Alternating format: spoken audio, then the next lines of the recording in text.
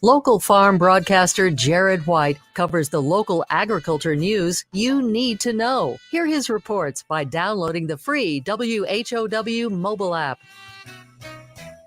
Do you know what to do when a car is pulled over on the side of the road? First, reduce your speed. Second, change lanes if possible. Third, proceed with caution. These 3 simple steps can be the difference between life and death. The next time you're on the road, do the right thing. Slow down, move over, and drive like your life and their life depends on it. Sponsored by the Illinois Broadcasters Association. Aired in cooperation with this station. Thanks to the AAA Auto Club for their financial support in the airing of this message. Hi, this is Len Casper, new voice of the Chicago White Sox, reminding you this is where the Sox play. WHOW AM and FM. Brought to you by Apex Clean Energy's Goose Creek Wind Project, Burgess & Klein Insurance, Kelly's Accounting Service, AHW John Deere and Trailers, Piatt County Collision Center, the State Bank of B. Ment's Monticello location, Kirby Medical Center, SK Exteriors Installers of Quality, Eric Wood, your American Family Insurance Agent, First Mid, and ServPro of Piatt DeWitt Counties. DeWitt County's #1 source for local news is on the air and online 24 hours a day. The latest local news stories are heard every hour on Central Illinois' news station, the Big 1520 AM and 92.3 FM WHOW. Stream live at DeWittDailyNews.com. They're also heard every hour on the station that's your easy choice, 95.9 FM WEZC. And to read the latest local news on your electronic device, including tablets, iPhones, and smartphones, go to DeWittDailyNews.com. DeWitt County's #1 source for local news is on the air, online 24 hours a day. Your friend in Central Illinois. WHOW. Top of the morning. Thanks for being with us. I'm your host today, Seth Lawrence. The WHOW Morning Show streams to Facebook and YouTube, brought to you by Peterson Insurance, your Beacon Insurance agent in Clinton. My guest in studio today, Clinton Police Chief Ben Lowers. Good morning, Chief. How are you? Good morning, Seth. I'm doing well. Happy homecoming week. Yes. I know. Yes, a lot of excitement around town. I love the energy in the community. Yeah, our Maroons took a tough loss Friday, but we're going to bounce back this week. I got a feeling. I understand. Yeah, I'm optimistic. Now we've got what, Tuscola this week? I'm not sure. I can't remember who we've got this week. Well, I don't remember. It's a tough one. Yeah. It's a tough one. We'll get there. Yeah. We'll get those 5 wins and make the playoffs. So absolutely, I'll Chief, see you there. Yeah, absolutely. Let's do it. We're playing on it. We'll tailgate. You want to tailgate? Sounds good. Let's tailgate. I like it. I'm up for a tailgate. Chief, let's talk a little bit. Over the last few weeks since we've talked, you've been very busy. Clinton woman went missing. A lot of speculation out there about what's happened. You've been putting out information to the public as much as possible. Resolution on that situation. What's going on? Well, very fortunate, and we're very thankful that particular cause came to a peaceful and safe conclusion yesterday, when Miss Arellano did have contact with law enforcement, and that allowed us to then close our case. We had, of course, in the first 4 to 5 days there, a lot of unknown, a lot of questions to some unknown answers, and we did release there in that first week that our investigation had revealed that Miss Arellano had left the area voluntarily. And I think, this has been a bit of a challenging case from several aspects, but also from the fact of so much speculation and public opinion being shared on social media. And, it's important. I want to say that our investigation and investigations by law enforcement are driven by information, by the evidence, and by the facts that we gather, not necessarily by speculation and public opinion. And that public opinion and that social media conversation and platform out there made it somewhat troubling for us. How so? A lot of misinformation being shared. And I think that people today, because of social media and because of what they see on TV and things, they feel like they have a right to know all of the details. And, something that I'd shared, a lot of the people who are very critical and things, they had the luxury of not knowing all the details that we did know. And so, put faith in the system. We were confident that she had left voluntarily. Certainly we were concerned for her safety. But it's important to understand that an adult in the United States has a right to their privacy. And so we are very thankful. We're appreciative that Miss Arellano has reached out to us.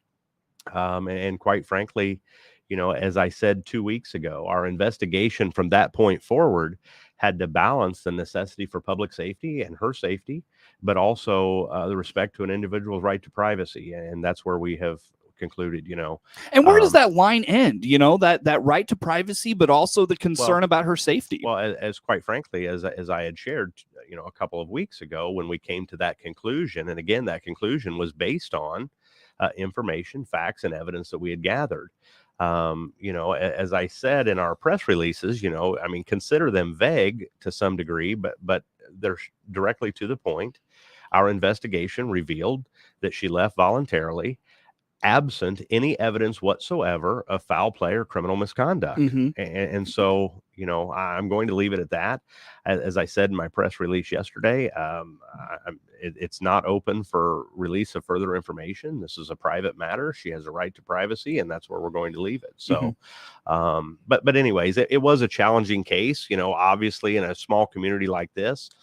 I did misspeak in that first week when we had concluded that she had left the area voluntarily. I made the statement that we had closed our investigation, and to a degree, I had misspoken there. We had closed a large aspect of our investigation in regards to foul play, criminal misconduct. We had eliminated several possible factors there that would have included foul play and criminal misconduct. And so, the case remained open. We did continue to investigate for the purpose of making contact with her and verifying her safety and well-being. We have done that at this point, and the case is closed. Sure. So very good. Chief, anything else on that you want to put out there for us? I don't think so. That's just another wrinkle in that social media conversation and I often have. Social media, as I have said, social media can be a great benefit to us. It's a great asset and resource for investigative purposes, but it can also create a whole lot of challenges. And that was the case here. Just a tremendous amount of speculation, a tremendous amount of, quite frankly, disrespect, of accusations and speculation and things that, it's sad, really. Some of the things that were said about individuals involved in the case with little to no information, and I it's sad to me that that's where we've come to, and I encourage people to, quite frankly, just avoid getting caught up in that. Just a tremendous amount of speculation. And yes, I understand there's a lot of unanswered questions, in this particular case, and in many cases we have more questions than answers. But quite frankly, those aren't for people to speculate and guess and put out harmful opinions. Well, and I would offer this as well.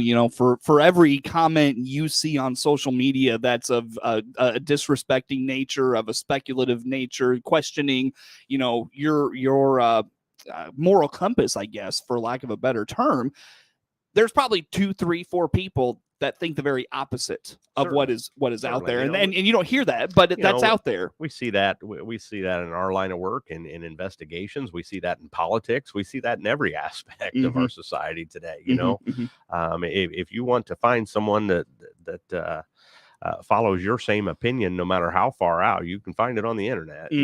So anyways, but again, we're very thankful, a tremendous amount of gratitude that the case has come to the conclusion that it has. I again want to thank all of the individuals who reached out to us, those individuals and the family and friends, but more importantly, also our law enforcement partners with the Sheriff's Office and the Illinois State Police, who worked tirelessly along with us to make sure that we brought this case to a peaceful end. So, sure, very good. I'm glad to put that one behind us. Clinton Police Chief Ben Lauer's in studio with us for this morning. Chief, let's talk homecoming week. The parade is on Friday. What do we need to know about the homecoming parade? It is. So the homecoming parade is Friday at 3 p.m. The route will begin near the First Christian Church there in the 200 block of West Main Street. It'll travel west down Main Street into Illini Drive and across Route 10. There, Illini Drive through the Clinton Plaza, Tractor Supply, McDonald's road there, and then turn into the high school. Some will turn to the high school, some will go on to the junior high, but it ultimately ends there at Route 54 and Illini Drive. So always an exciting time of year. You're seeing all the window things around town. Who's doing that?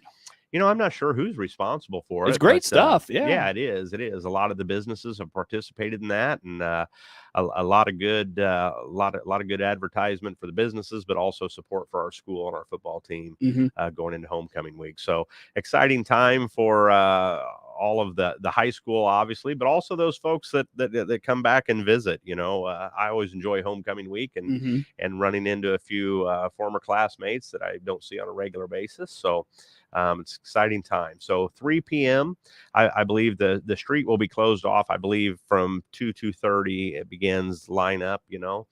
And the parade starts at 3. So we ask people to line the streets. We have asked, as we do in all parades in the past, for those participants to not throw candy from moving vehicles. We prefer that those passing out candy are walking alongside the vehicles to avoid kids running out in traffic. Even though it's moving slow and whatnot, there's some large vehicles, floats, things like that.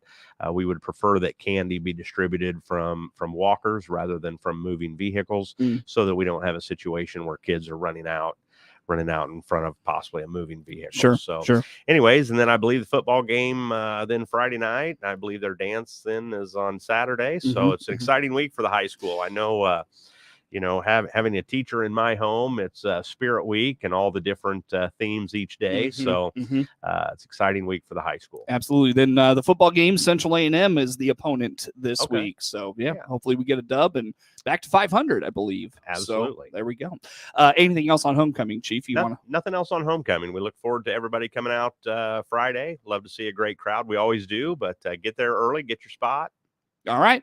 Sounds Easy good. enough. Chief, I'll tell you what, I look at the clock. We're a little ahead of a break, but let's take it now because I don't want to start a topic and have to interrupt. So Clinton Police Chief Ben Lauers in studio with me this morning. More to come with him on the WHOW Morning Show.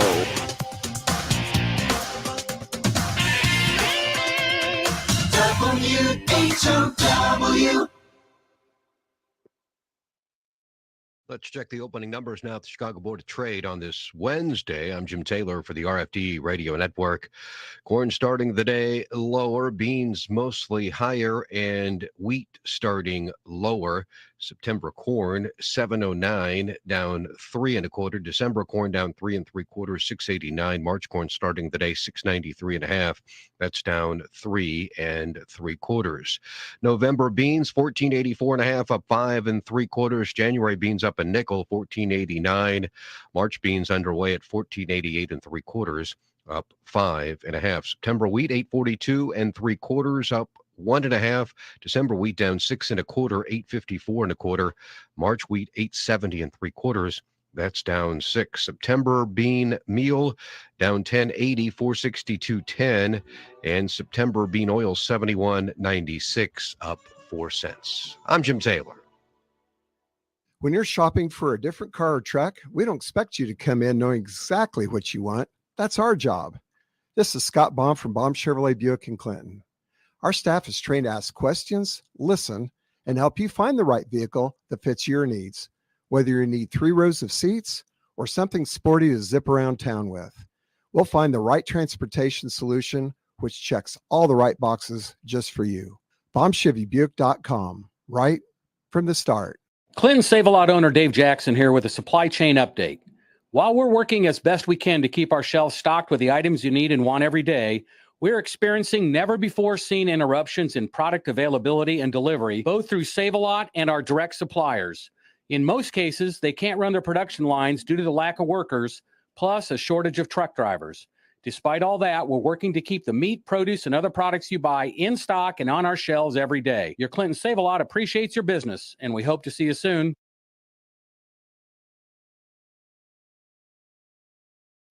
Your friend in Central Illinois, WHOW. Once again, good morning. Thanks for being with us. I'm your host today, Seth Lawrence. The WHOW Morning Show is streaming to Facebook and YouTube, brought to you by Peterson Insurance, your Pekin Insurance agent in Clinton. My guest in studio, Clinton Police Chief Ben Lauers. We highlight homecoming this weekend, Chief, and then it is right into Apple and Pork weekend next weekend. We've got a busy couple weeks here around this. We do. So, we really do. So Apple and Pork weekend, 24-25.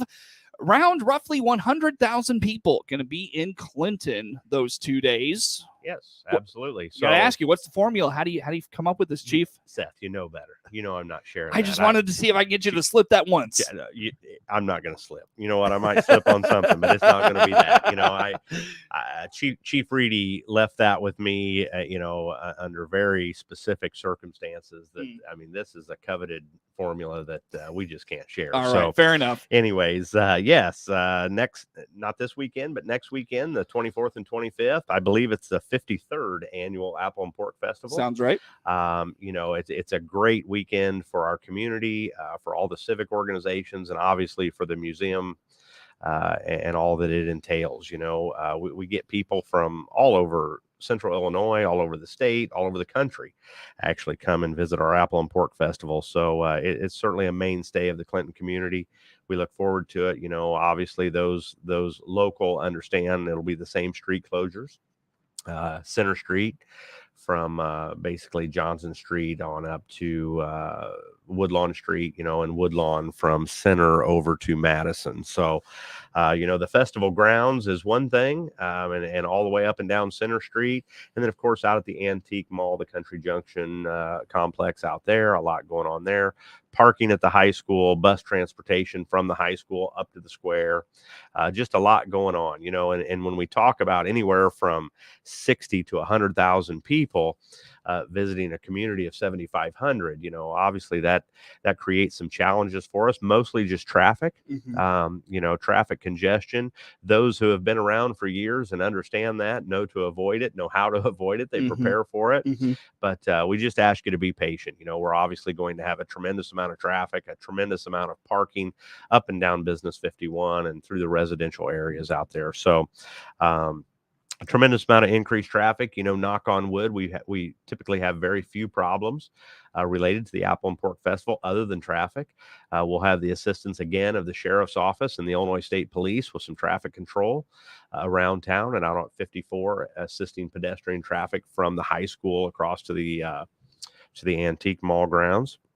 So, now that, and I had to address this last year, but with now that we have golf carts, we allow golf carts in the city of Clinton with a permit.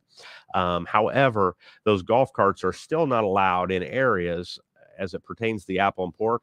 They will still not be permitted within the areas that are closed to through traffic. Okay, so it kind of follows the rules of the road. Absolutely. Yeah. That's exactly what they are. A golf cart by permit even has to follow the same rules of the road as any vehicle, and therefore, other than emergency vehicles like those that will be utilized by the police departments, fire department, and EMS, the grounds and those street closures will apply to golf carts as well. So I just want to make sure that the 30 plus golf carts that we have permitted here in town, unfortunately, the Apple and Pork Festival does not allow them special access to be able to go up and down Center Street. So, except for, of course, yours. Except for ours, which are emergency service vehicles, for that purpose. So, yeah, absolutely. But we again, on behalf of the museum, we ask that there's no pets on the museum grounds. That's always an issue. How do you handle that? Like, do you just ask those people to leave, or like, what do you do? We will. We put signs up and whatnot. Quite frankly, depending on weather, I don't know that it's necessarily a safe place for people to bring pets. We've had extreme heat at times during different Apple and Pork festivals, and I'm not sure that that's a place that you want to have a dog out tethered on a leash, but nonetheless, that is a request of the Apple and Pork grounds. They can certainly ask us to have people removed or ask people to leave if they do bring pets. But quite frankly, much like the May Days Carnival that we have, we just simply ask that you respect their wishes and not allow pets on the Apple and Pork grounds, on the museum grounds there. So. Other than that, we look forward to it. We look forward to it every year. It's a great event. Not only a lot of outstanding food and crafts and vendors around, but it's a great opportunity for our local civic organizations. A lot of them do the majority, if not all, of their fundraising in 2 days through the Apple and Pork Festival. So that money then gets regenerated into the community. and is a great thing for our small town. And I know we've said this before, Chief, and we'll probably say it again next weekend, but as soon as the festival starts up bright and early on Saturday morning, Sunday evening, everything will be tore down. You wouldn't even know there was a festival there that weekend. From our perspective, we there's a lot of preparation that goes into it, obviously ahead of schedule, but thanks to those folks like our former city administrator, now retired, Tim Followell, the previous city leaders, the current city leaders, but those Chief Reedy, former sheriffs who have all worked together, 53 years, they've got it down to a fairly well-oiled machine. So, I know I kind of have a checklist each year that I go down, and so much of that, the large majority of that, was set in place long before I was here. Right, so, right. I go down my checklist of things that I need to do and make sure that are organized and coordinated, and we've done that. And so we'll spend Friday getting things ready, setting up those no parking signs, setting up the different barricades, getting the traffic control, where we need it to be, and setting up our command post. And, everybody's got their niche. And, I will tell you, in my 22 years with the Clinton Police Department, this will be my first year without now retired city administrator Tim Followell. And he and I worked very closely together for the last 8 years, and even prior to that. But my last 8 years as chief, he and I have worked together very closely in preparation for the Apple and Pork Festival, and then throughout the 2 days. So I won't lie that I am going to miss him, with our new city administrator, Ms. Allen. She's kind of learning the ropes of that. And so moving forward, we always have change, but I will miss Tim this year, kind of going down my list and thinking, all the little things that Tim might have taken care of that we've got to make sure are done. So, I know City Hall staff has worked closely with him, and he continues to keep in communication on specific things, certain things, to make sure that he has been gracious to be a great resource for them when they have had questions and things of that nature. So anyways, again, 53rd annual Apple and Pork Festival, next Saturday and Sunday. We look forward to a great weekend and hopeful good weather. Last question. What's your go-to food at Apple and Pork? Oh, you can't ask just one. What are your foods? You know what? I've got several. I'm pretty good at that food taste testing, So you and me both, and it shows. I think I try to hit as much as I can. So excellent food up there. Yeah. All of it. The pork sandwiches, the gingerbread cookies. The list goes on and on and on. The list is the list, right? It is. Yeah, it is. Yeah, you sure. just, I try to hit them all. Right. There you go. Chief, let's talk harvest safety. Of course, the implement's going to be out rolling soon, and deer are going to be active during that time as well. So what do you have for us? Absolutely. So, before we meet the next time, I would assume that harvest is probably going to be kicked off. We live right here in the Corn Belt, we just asked people, there's going to be a tremendous amount of increased slow moving traffic, large equipment moving in and out of farm fields and down rural roads and even our highways. So we just ask people to be extremely vigilant with that slow moving and large equipment moving around the roads. Harvest 3, 4, 5 weeks, depending on weather. It's a short period of time, but we need everybody to do their part for the safety of our roads. Very good. Well, Chief, a couple of minutes yet still, when the deer are out and, they're active and those sorts of things, you mentioned, slow down for implements, but probably be mindful of increased deer activity as those corn and beans come down. Absolutely. As things change in our area, again, we're covered 90% by corn and soybean fields. So, as those things change, that's habitat that the deer have grown accustomed to for the last several months. So, and with the cooler weather, the deer breeding season right on the horizon towards late October, 1st of November, okay, we're going to have a tremendous increase in deer traffic. Again, as those combines move through those cornfields and they're pushing the deer out of the habitat that they've enjoyed for the last couple of months, those deer, quite frankly, they just run wild. And so, especially early mornings, late evenings, around dusk, be extremely vigilant of deer crossings, deer crossing the roadways. And again, with the cooler weather and the breeding season just right around the corner, those deer are going to be moving a tremendous amount, and our car deer accidents increase just immensely. So will we see deer in Clinton, like in city limits? on occasion, on occasion we do. And I can tell you that can be quite a dangerous thing, more so for the deer, but anyone else.